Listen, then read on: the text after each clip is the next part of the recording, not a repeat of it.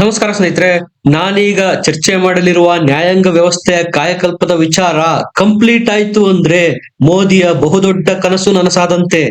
ರಾಮ ಮಂದಿರ ನಿರ್ಮಾಣ ಆಗಿರ್ಬೋದು, ಟ್ರಿಪಲ್ ತಲಾಕ್ ಕಿತ್ತೊಗೆದಿದ್ದಾಗಿರ್ಬೋದು, ಆರ್ಟಿಕಲ್ 370 ಕಿತ್ತೊಗೆದಿದ್ದಾಗಿರ್ಬೋದು, ಇಂತಹ ದೊಡ್ಡ ಸಾಧನೆಗಳ ಸಾಲಿಗೆ ಇದು ಕೂಡ ಸೇರಿ ಹೋಗ್ಬಿಡುತ್ತೆ. ಇದನ್ನ ನ್ಯಾಯಾಂಗ ವ್ಯವಸ್ಥೆಯಲ್ಲಿನ ಕ್ರಾಂತಿಕಾರಿ ಆಮೂಲಾಗ್ರ ಬದಲಾವಣೆ ಅಂತ ಕರೀತಾ ಇರೋರು ಬೇರೆ ಯಾರು ಅಲ್ಲ, ಈಗಿನ ಹಾಲಿ ಸಿಜೆಐ ಸೂರ್ಯಕಾಂತ್ ಅವರು. ಇಷ್ಟು ದಿವಸ ನರೇಂದ್ರ ಮೋದಿ ಅವರು ಹೇಗಾದ್ರೂ ಮಾಡಿ ನಮ್ಮ ನ್ಯಾಯಾಂಗ ವ್ಯವಸ್ಥೆಗೆ ಬೂಸ್ಟ್ ಕೊಡಬೇಕು, ಸುಧಾರಿಸಬೇಕು ಅಂತ ಸಾಕಷ್ಟು ಪ್ರಯತ್ನಗಳನ್ನ ಮಾಡ್ತಾ ಇದ್ರು. ಕಾಕತಾಳೀಯ ಏನೋ ಅನ್ನುವಂತೆ ಈಗಿನ ಸಿಜೆಐ ಸೂರ್ಯಕಾಂತ್ ಅವರು ಮೋದಿಯ ಕನಸನ್ನ ನನಸು ಮಾಡೋದಕ್ಕೆ ಬಂದಿದ್ದಾರೇನೋ ಅನ್ನುವಂತಿದೆ. ಗಾಬರಿಗೊಳ್ಳೋದಕ್ಕೆ ಹೋಗ್ಬೇಡಿ, ನೀವು ನಿಶ್ಚಿಂತರಾಗಿರಿ. ಮೋದಿಗೆ ಯಾವುದೇ ವೈಯಕ್ತಿಕ ಹಿತಾಸಕ್ತಿ ಇಲ್ಲ. ತನಗೆ, ತನಗಾಗಿ, ತನ್ನಿಂದ ಅನ್ನುವ ಯಾವುದೇ ಆಸೆ, ಆಕಾಂಕ್ಷೆ, ಅಭಿಲಾಷೆಗಳು ಇಲ್ಲ. ಮೋದಿ ಮಾಡುವ ಪ್ರತಿಯೊಂದು ಕೆಲಸನೂ ದೇಶದ 140 ಕೋಟಿ ಜನರಿಗೋಸ್ಕರ ಆಗಿರುತ್ತೆ. ಗಾಂಧಿ ಕುಟುಂಬ, ಲಾಲು ಕುಟುಂಬ, ಅಖಿಲೇಶ್ ಕುಟುಂಬಗಳು ಕುಟುಂಬಕ್ಕಾಗೇನೆ ರಾಜ್ಯಗಳು, ರಾಷ್ಟ್ರಗಳು ಅಂತ ಭಾವಿಸಿದಾವೆ. ಆದ್ರೆ ಮೋದಿಗೆ 140 ಕೋಟಿ ಜನನೇ ಕುಟುಂಬ. ಮೋದಿ ಮಾಡೋ ಯಾವ ಕೆಲಸದಲ್ಲೂ ನಾನು, ನನ್ನದು, ನನಗಾಗಿ ಅನ್ನುವುದರ ಯಾವ ಲವಲೇಶನೂ ಇರೋದಿಲ್ಲ.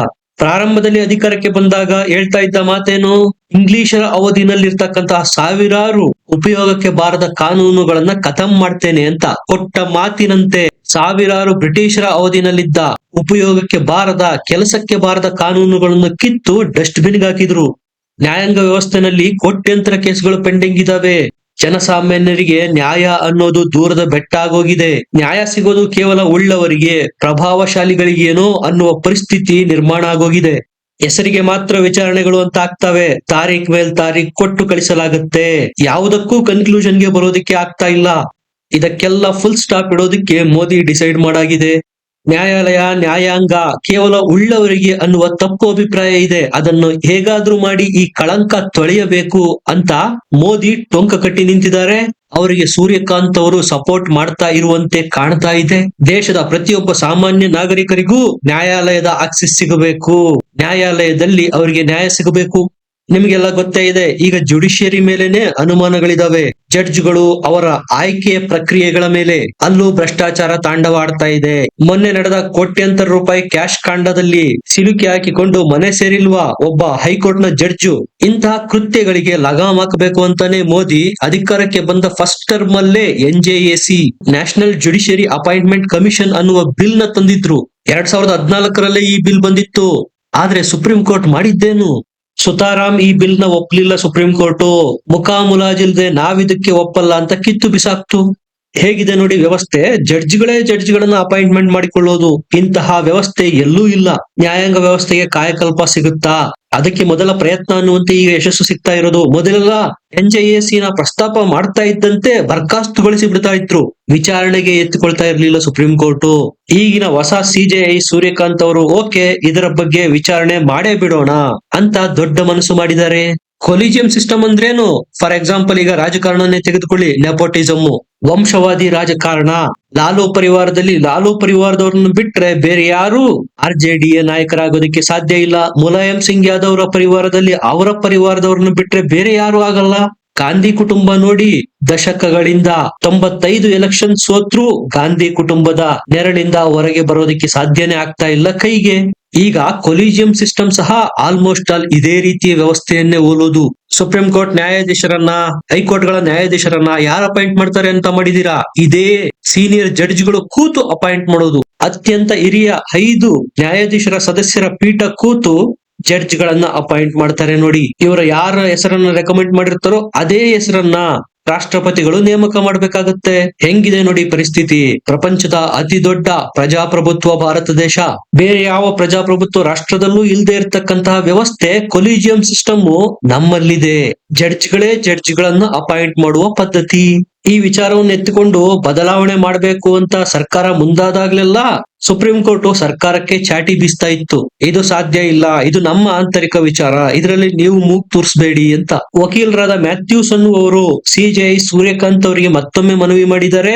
ಕೊಲಿಜಿಯಂ ಸಿಸ್ಟಮ್ ನ ತೆಗೆದು NJAC ಯನ್ನ ಅಡಾಪ್ಟ್ ಮಾಡಿಕೊಳ್ಳುವ ನಿಟ್ಟಿನಲ್ಲಿ ವಿಚಾರಣೆ ಮಾಡಿ ಅಂತ ಮನವಿ ಮಾಡಿದ್ರು. ಇದಕ್ಕೆ ಸಕಾರಾತ್ಮಕವಾಗಿ ಸಿಜೆಐ ಸೂರ್ಯಕಾಂತ್ ಅವರು ರಿಪ್ಲೈ ಮಾಡಿ, ಸರಿ ವಿಚಾರಣೆ ಮಾಡೋಣ ಅನ್ನುವ ದೊಡ್ಡ ಮನಸ್ಸು ಮಾಡಿದ್ದಾರೆ. 2015ರಲ್ಲೇ ಮೋದಿ ಸರ್ಕಾರ ಸಂವಿಧಾನಕ್ಕೆ 99ನೇ ತಿದ್ದುಪಡಿ ತರುವ ಮೂಲಕ ಎನ್ಜೆಎಸ್ಸಿಯನ್ನ ಪ್ರಸ್ತುತಪಡಿಸಿದ್ರು. ಇದನ್ನೇ ಸುಪ್ರೀಂ ಕೋರ್ಟ್ ತಿರಸ್ಕರಿಸಿದ್ದು. ವಿಚಾರಣೆಗೆ ಎತ್ತಿಕೊಳ್ಳದೆ ನಮಗಿದು ಬೇಕಿಲ್ಲ ಅಂದ್ಬಿಡುತ್ತೆ ಸುಪ್ರೀಂ ಕೋರ್ಟ್. ಲೋಕಸಭೆಯಲ್ಲಿ ಬಹುಮತ ಪಡೆದು ಪಾಸಾದಂತಹ ಕಾಯ್ದೆಯನ್ನ ಸುಪ್ರೀಂ ಕೋರ್ಟ್ ನಾವಿದನ್ನ ಒಪ್ಪಲ್ಲ ಅನ್ನುತ್ತೆ. ಯಾಕಂದ್ರೆ ಎನ್ಜೆಎಸ್ಸಿ ಏನಾದ್ರೂ ಲಾಗು ಆದ್ರೆ ಜಡ್ಜ್ಗಳನ್ನು ನೇಮಕಾತಿ ಮಾಡುವ ಅಧಿಕಾರ ಈ ಎನ್ಜೆಎಸ್ಸಿ ಕಮಿಟಿಗೆ ಹೋಗ್ಬಿಡುತ್ತೆ. ಅದು ಈ ತೀರ್ಮಾನ ಸೂರ್ಯಕಾಂತ್ ಅವರು ಕೊಟ್ಟಿರೋದು ಯಾವಾಗ? ಮೊನ್ನೆ ನಡೆದಂತಹ ಸಂವಿಧಾನ ದಿವಸ ಸೆಲೆಬ್ರೇಷನ್ ದಿನ. ವಿವಿಧ ದೇಶಗಳ ಉನ್ನತ ನ್ಯಾಯಾಧೀಶರು ಸಹ ಈ ಕಾರ್ಯಕ್ರಮದಲ್ಲಿ ಭಾಗವಹಿಸಿದ್ರು. 2015ರಲ್ಲಿ ಮೊದಲ ಬಾರಿಗೆ ಎನ್ಜೆಎಸ್ಸಿ ಇಂಟ್ರೊಡ್ಯೂಸ್ ಮಾಡುತ್ತೆ ಮೋದಿ ಸರ್ಕಾರ. ಆಗ ಸುಪ್ರೀಂ ಕೋರ್ಟ್ ಒಪ್ಪಲ್ಲ. 2018ರಲ್ಲಿ ಮತ್ತೆ ಎನ್ಜೆಎಸ್ಸಿ ನ ಇಂಟ್ರೊಡ್ಯೂಸ್ ಮಾಡ್ತು ಮೋದಿ ಸರ್ಕಾರ. ಆಗ್ಲೂ ಸಹ ಸುಪ್ರೀಂ ಕೋರ್ಟ್ ತಿರಸ್ಕರಿಸ್ತು. ಆಗ ಸುಪ್ರೀಂ ಕೋರ್ಟ್ ನ ಮುಖ್ಯ ನ್ಯಾಯಾಧೀಶರಾಗಿದ್ದವರು ರಂಜನ್ ಗೊಗೊಯ್ ಅವರ ಪೀಠ ತಿರಸ್ಕರಿಸುತ್ತೆ ಇದನ್ನ. ಇದಕ್ಕೆ ಕಾರಣ ಸುಪ್ರೀಂ ಕೋರ್ಟ್ ನ ನ್ಯಾಯಾಧೀಶರು ವಿಶ್ವಾಸ ಇಟ್ಟಿರುವುದು ಕೊಲಿಜಿಯಂ ಸಿಸ್ಟಮ್ ಮೇಲೆ. ನಮ್ಮ ಅಧಿಕಾರ ಕ್ಷೇತ್ರ ಅದು, ಇದರಲ್ಲಿ ಕೇಂದ್ರ ಸರ್ಕಾರ ಮೂಗು ತೂರಿಸಬಾರದು. ಎನ್ಜೆಎಸ್ಸಿ ನಲ್ಲಿ ಪ್ರಾವಿಧಾನ್ಯತೆಯನ್ನು ಕೊಡಲಾಗಿದೆ. ಸುಪ್ರೀಂ ಕೋರ್ಟ್ ನ 3 ಜಡ್ಜ್ಗಳನ್ನು ಸಹ ಒಳಗೊಂಡಂತೆನೆ ಇರುತ್ತೆ ಅದು. ಕಾನೂನು ಮಂತ್ರಿಗಳು ಎನ್ಜೆಎಸ್ಸಿ ನಲ್ಲಿ ಇರ್ತಾರೆ. ಇಲ್ಲ ನಮಗೆ ಕೊಲಿಜಿಯಂ ಸಿಸ್ಟಮ್ಮೇ ಬೇಕು, ಅದರಿಂದ ಒಂದಿಂಚು ಆಚೆ ಈಚೆ ಆಗಂಗಿಲ್ಲ ಅನ್ನುತ್ತೆ ಸುಪ್ರೀಂ ಕೋರ್ಟ್. ಈ ರೀತಿ ತಮ್ಮ ಸುತ್ತ ಭದ್ರ 7 ಸುತ್ತಿನ ಕೋಟೆ ನಿರ್ಮಿಸಿಕೊಂಡು ತಮ್ಮನ್ನು ತಾವೇ ಅಪಾಯಿಂಟ್ಮೆಂಟ್ ಮಾಡ್ಕೊಳ್ತಾರೆ ನೋಡಿ ಮೈಲಾರ್ಡ್ಸ್. ಇವರು ಇಷ್ಟೆಲ್ಲ ಒತ್ತು ಕೊಡ್ತಾರೆ ಕೊಲಿಜಿಯಂ ಸಿಸ್ಟಮ್ಗೆ. ಕೊಲಿಜಿಯಂ ಸಿಸ್ಟಮ್ ಬಗ್ಗೆ ಸಂವಿಧಾನದಲ್ಲಿ ಏನಾದ್ರೂ ಇದೆಯಾ ಅಂತ ನೀವು ಅನುಮಾನ ವ್ಯಕ್ತಪಡಿಸಬಹುದು. ಕ್ರಿಸ್ಟಲ್ ಕ್ಲಿಯರ್ ಆಗಿ ಹೇಳ್ತೀನಿ, ಕೊಲಿಜಿಯಂ ಸಿಸ್ಟಮ್ ಬಗ್ಗೆ ಸಂವಿಧಾನದಲ್ಲಿ ಚಕಾರನೇ ಇಲ್ಲ. ಇಂತಹ ವ್ಯವಸ್ಥೆಯನ್ನ ಮಾಡ್ಕೊಂಡಿರೋದೇ ನ್ಯಾಯಾಧೀಶರು ನೋಡಿ. ದೇಶಕ್ಕೆ ಒಂದು ಕಾನೂನಾದ್ರೆ ಇವರದ್ದೇ ಒಂದು ವ್ಯವಸ್ಥೆ. 14 ಆಗಸ್ಟ್ 2014ರಲ್ಲಿ ಎನ್ಜಿಎಸ್ಸಿ ಇಂಟ್ರೊಡ್ಯೂಸ್ ಆಗಿದ್ದು, ಆಗ ಸಂಪೂರ್ಣ ಬಹುಮತದಿಂದ ಪಾಸ್ ಆಗುತ್ತೆ ಆ ಬಿಲ್ಲು. ನೆನಪಿರಲಿ, ಈ ಬಿಲ್ಗೆ 3/2 ಬಹುಮತ ಬೇಕಾಗಿತ್ತು. ಆದ್ರೆ ಸರ್ವಾನುಮತಿಯಿಂದ ಈ ಬಿಲ್ ಪಾಸ್ ಆಯಿತು ಸಂಸತ್ತಲ್ಲಿ. ಇದೇ ಕಾನೂನು ಸುಪ್ರೀಂ ಕೋರ್ಟ್ ಹೋಯ್ತು ಅಕ್ಟೋಬರ್ 2015ರಲ್ಲಿ. 16 ವಿಧಾನಸಭೆಗಳು ಒಪ್ಪಿದ ಕಾನೂನು. ದೇಶದ ಸಂಸತ್ತು ಸರ್ವಮತದಿಂದ ಪಾಸ್ ಮಾಡಿದಂತಹ ಕಾನೂನು. ಕೊಲಿಜಿಯಂ ಕಿತ್ತಾಕಿ ಎನ್ಜೆಎಸ್ಸಿ ತರುವ ಬಿಲ್ಗೆ ಸುಪ್ರೀಂ ಕೋರ್ಟೇ ಮಾನ್ಯತೆ ಕೊಡೋದಿಲ್ಲ. ಅಂದಿನ ರಾಷ್ಟ್ರಪತಿ ಪ್ರಣಬ್ ಮುಖರ್ಜಿ ಅವರು ಅಂಕಿತ ಹಾಕಿ ಕಾಯ್ದೆಯಾಗಿರುತ್ತೆ ಇದು. ಸಂವಿಧಾನದಲ್ಲಿ ಏನ್ ಹೇಳಲಾಗಿದೆ? ತಿದ್ದುಪಡಿ ಮಾಡುವ, ಅಮೆಂಡ್ಮೆಂಟ್ ಮಾಡುವ ಎಲ್ಲ ಹಕ್ಕು ಸಂಸತ್ತಿಗಿದೆ. ಅಂತಹ ಸಂಸತ್ತು ಮಾಡಿದ ಕಾನೂನನ್ನ ಸುಪ್ರೀಂ ಕೋರ್ಟ್ ಒಪ್ಪಲ್ಲ. ಎನ್ಜೆಎಸ್ಸಿನೇ ಅಸಂವೈಧಾನಿಕ ಅಂತೇಳಿ ವಿಚಾರಣೆಗೆ ಎತ್ತಿಕೊಳ್ಳೋದಿಲ್ಲ. ಯಾವ ಕೊಲಿಜಿಯಂ ಸಿಸ್ಟಮ್ ಬಗ್ಗೆ ಚಕಾರನೋ ಸಂವಿಧಾನದಲ್ಲಿಲ್ವೋ ಅದು ಸಂವಿಧಾನಿಕ ಅಂತೆ, ಎನ್ಜೆಎಸ್ಸಿ ಅಲ್ವಂತೆ. ಸ್ನೇಹಿತರೆ, ಈ ನಡುವೆ ದಿಲ್ಲಿ ಹೈಕೋರ್ಟ್ ನ ಒಬ್ಬ ಜಡ್ಜ್ ಯಶವಂತ್ ವರ್ಮಾರ ಇನ್ಸಿಡೆಂಟ್ ಆಯ್ತು. ನಿಮಗೆ ನೆನಪಿರಬಹುದು. ಕೋಟ್ಯಂತರ ರೂಪಾಯಿ ಸುಟ್ಟ ನೋಟ್ಗಳು ಅವರ ಮನೆಯಲ್ಲಿ ಸಿಕ್ಕಿತ್ತು. ಆಗಲೇ ಜನರ ಆಕ್ರೋಶದ ಕಟ್ಟೆ ಒಡೆದಿತ್ತು. ಆಗಿನಿಂದ ಜನಸಾಮಾನ್ಯರು ಕೂಡ ಈ ಕೊಲಿಜಿಯಂ ಸಿಸ್ಟಮ್ ನ ಖತಮ್ ಮಾಡಿ ಎನ್ಜೆಎಸ್ಸಿ ತನ್ನಿ ಅಂತ ಒತ್ತಡ ಇರೋದಕ್ಕೆ ಶುರು ಮಾಡಿದ್ರು. ಮೊನ್ನೆ ರಿಟೈರ್ಡ್ ಆದಂತಹ ರಾಷ್ಟ್ರಪತಿ ಧನ್ಖಡ್ ಅವರು ಸಹ ಪ್ರಜಾಪ್ರಭುತ್ವದ ಆಶಯಗಳಿಗೆ ಕೊಲಿಜಿಯಂ ಸಿಸ್ಟಮ್ ಧಕ್ಕೆ ತರ್ತಾ ಇದೆ, ಆದಷ್ಟು ಬೇಗ ಇದನ್ನ ಖತಮ್ ಮಾಡಬೇಕು ಅಂತ ಹೇಳಿದ್ರು.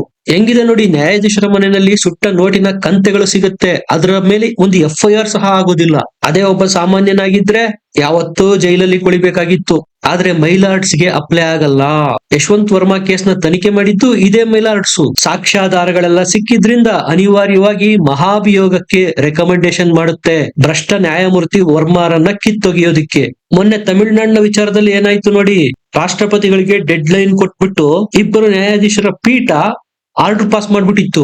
ಸಂವಿಧಾನದಲ್ಲಿ ಇಲ್ಲದೆ ಇರುವ ಆದೇಶ ಅದು. ಒಂದಂತೂ ಸ್ಪಷ್ಟ, ಸಮಯ ಒಂದೇ ರೀತಿ ಇರೋದಿಲ್ಲ, ಬದಲಾಗ್ತಾ ಇರುತ್ತೆ. ಬದಲಾವಣೆ ತರುವ ನಾಯಕತ್ವ ಮೋದಿಯಲ್ಲಿ ಇದೆ ಕೂಡ.